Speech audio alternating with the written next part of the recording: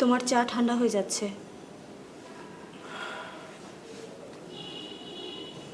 পুরো বাড়িটাই তো ঠান্ডা হয়ে গেছে। কেমন করে যে আমাদের দিনগুলো কাটবে।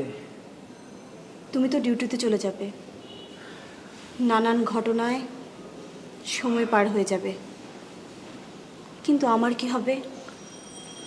নিঝুম ছাড়া এই নির্জন বাড়িতে কেমন করে আমি দিন কাটাবো বলো তো? এই তো আজ না হোক কাল তো আমার বোনকে কারো না কারো হাতে তুলে দিতেই হতো, তাই তুলে দিলাম।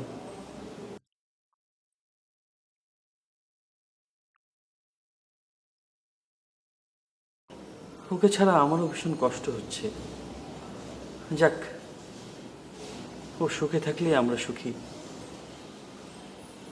ওকে কবে আনতে যাবে?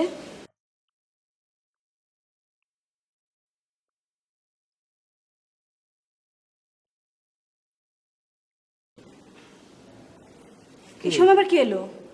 আচ্ছা, আমি দেখছি।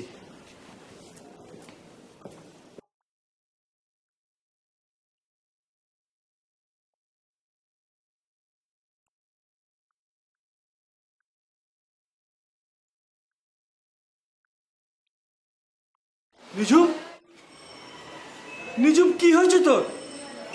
নিজুম কথা বলছিস না কেন? নিঝুম কি হয়েছে? নিশ্চয়ই কোনো অঘটন ঘটেছে।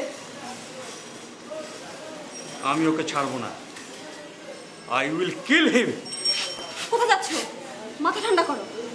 কামরান এখন নিঝুমের স্বামী। আমার উপর তোমার যেমন অধিকার আমার ভাইয়ের চাইতেও বেশি, ঠিক তেমনি রেহানা, আমি নিঝুমকে ঘরে নিয়ে জানার চেষ্টা করছি কি হয়েছে। তুমি ঠান্ডা মাথায় কামরানের কাছ থেকে জানার চেষ্টা করো ব্যাপারটা কি। আমি থানায় ফোন করে দিচ্ছি, তোমার যেতে দেরি হবে।